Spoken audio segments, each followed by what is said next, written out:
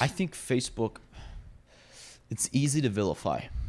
It's really easy to vilify Zuckerberg and Facebook. And I'm not saying that they haven't done any wrong and they haven't made a lot of mistakes. But when you kind of ask people, okay, instead of just saying fuck Zuckerberg, what do you want him to do? Right? What do you want Zuckerberg to do? Okay. Do you want him to basically just start putting in very strict speech policies? And then basically Facebook is now, this private entity is now speech police? Is that what you want? No. Okay. So then you don't want him to, you want him to be more hands off and just let people have free speech on the platform.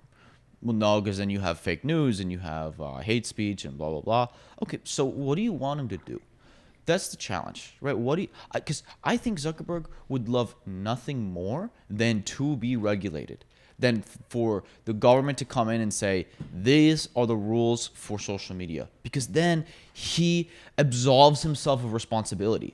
Right now, he is fully responsible for everything that happens on his platform because we don't have any rules at the government level for the platforms.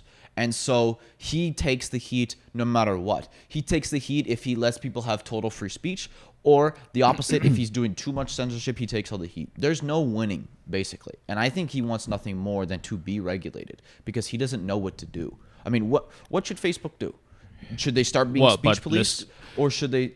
Because a lot of the questions was asking him about very specific instances of censorship and blah, blah, blah, blah, blah. And I'm not saying that there is not censorship at these companies. There obviously is on a lot of different levels. But I think Facebook is too big, basically. They are too big to the point where they have too much power because Zuckerberg, this is the problem. Zuckerberg has terrible PR. Zuckerberg is one of the most ruthless, badass founders we've had in the last 20, 30 years.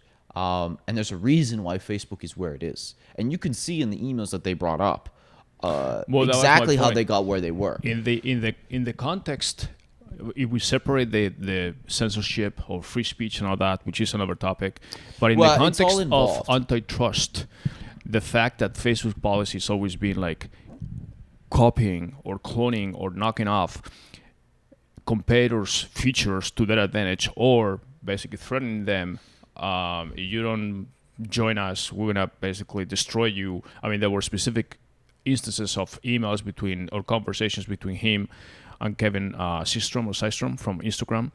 And Spiegel from Snapchat. Right, exactly. Saying basically that they were feeling threatened, saying, if you don't sell to us, we're going to destroy you. Like, here's the thing, too. I think Zuckerberg is fucking thankful that they didn't buy Snapchat.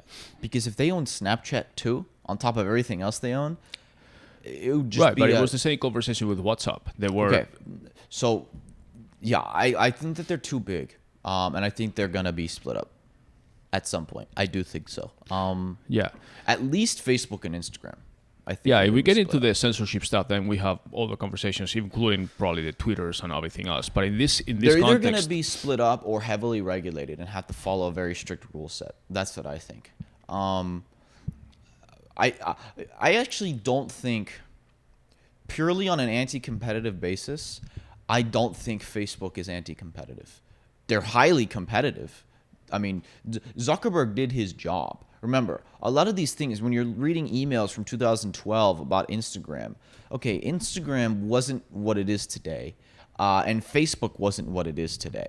Okay, in 2012, remember, this is way before the 2016 debacle, way before, I mean, this is way, way, way before any of this happened. This is way before anything involving Russia. This was when nobody took social media seriously, basically, in 2012. So to read those in hindsight, when they're still, they weren't a startup at that point in 2012, but they were still a fast-growing company, and their goal was to, and social media was still a wild west with no settled winners. I don't even think, when Instagram got bought, do you know how many users they had?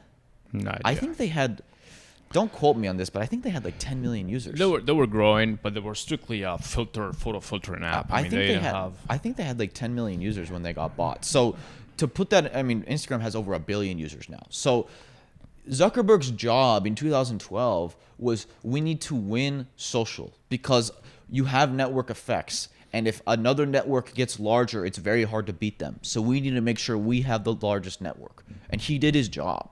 And now there's many other repercussions of that, and they've made many other mistakes along the way. But to read an email from 2012, man, the world was a very different place in 2012, okay? I don't even think, as smart as Zuckerberg is, he would have ever saw everything that was coming. And you have to keep in mind, like you said, there's a lot of mistakes. And by the way, in 2012, people loved Facebook. This was way before. Right. And not only that, I mean, Facebook Facebook tried to do their own copy of Instagram, and then they said, okay, we failed at this thing. We're just going to buy this other company. I don't see anything wrong with that, to be honest. It's more on the operation part, on the conversations and things than actually buying another company. Yeah, Google also tried to jump into the social media arena with Google Plus. That was a major failure. You think? But they take these emails saying like, "Oh, we need to kill these guys."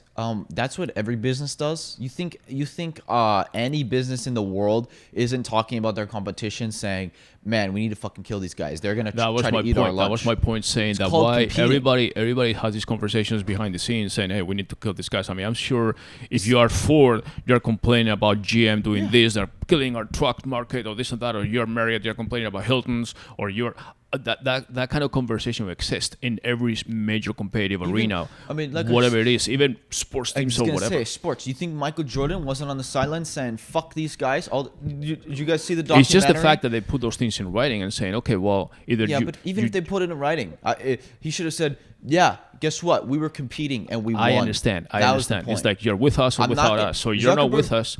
Zuckerberg should say, "I'm not going to apologize for winning." Okay, we won and we won. It's the famous thing. You cannot beat your enemy. Just join them.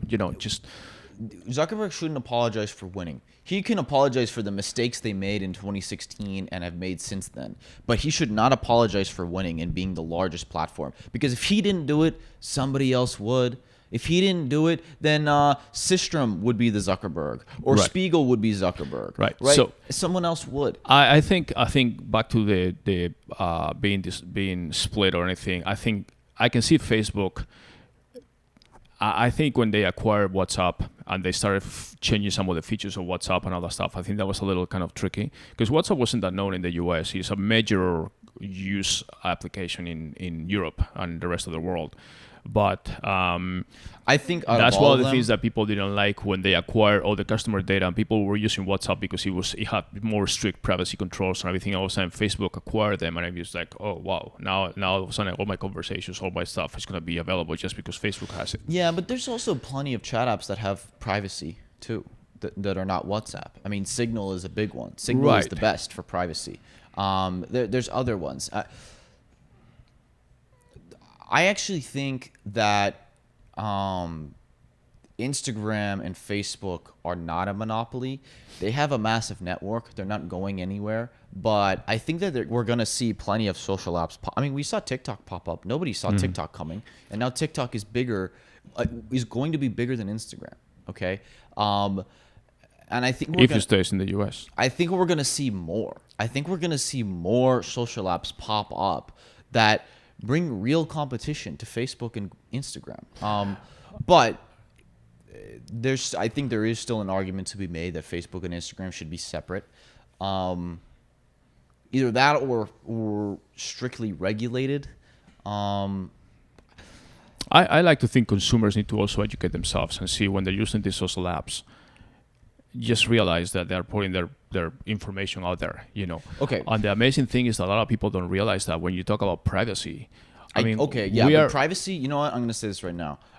I don't think people care about privacy. No. Well, exactly. But that's the thing. Say they care about privacy. You only hear about privacy concerns when you're talking to high-level tech people or people in the industry, or even people like us. But you go to any main town USA that are using Facebook, all that stuff. You say, "Are you concerned about your privacy?" And they look at you like, "What are you talking about?" People they don't understand TikTok, where it's literally the CCP stealing your data.